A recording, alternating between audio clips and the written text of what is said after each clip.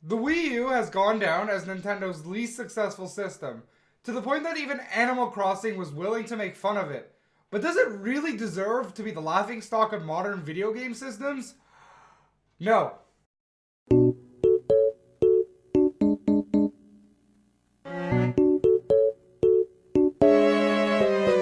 So let's break things down by going back to the old days of 2011.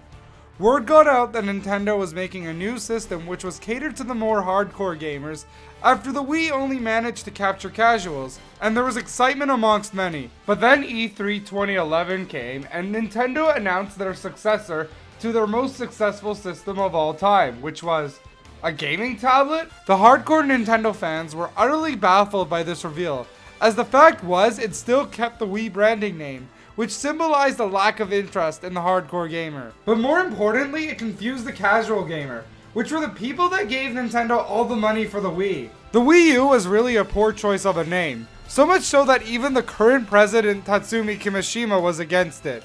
Because it kept the name Wii, many of their audience thought it was another accessory like the Wii Balance Board and the Wii Wheel, and when Nintendo was only advertising the tablet in their marketing, it led many to believe it was just a tablet add-on.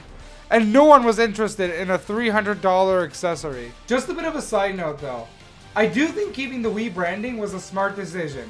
PlayStation and Xbox had been doing that since their incarnation and have for the most part succeeded, while each and every one of Nintendo's consoles had been doing worse and worse.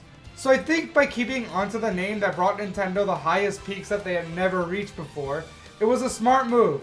What wasn't a smart move was not making it clear that it was a sequel. Maybe by calling it something like the Wii 2, or even something silly like the Wii HD would have worked. Then again, I am no marketing expert. Furthermore, the idea of a gaming tablet is a bit ill-conceived. No one really wants to constantly hold a massive controller when they want to play games. It just doesn't work. Plus the second screen was barely used for anything, and it really lacked any potential. The motion controls of the Wii weren't really that impressive either once the novelty wore off in about 2 weeks, but at least the gimmick was something people were interested in. A deeper sense of immersion. What did the gamepad bring to the table? A more convenient way to sort menus and access map screens? So due to their lack of a proper messaging, an unclear branding, a flawed concept, and a simultaneous failure to engage the hardcore audience and capture the casual audience, this all led to the Wii U becoming a massive flop when it was released in late 2012. But even though it was flawed, it was not a bad system. In fact, it could be argued that it was Nintendo's best system. Yeah, I said it.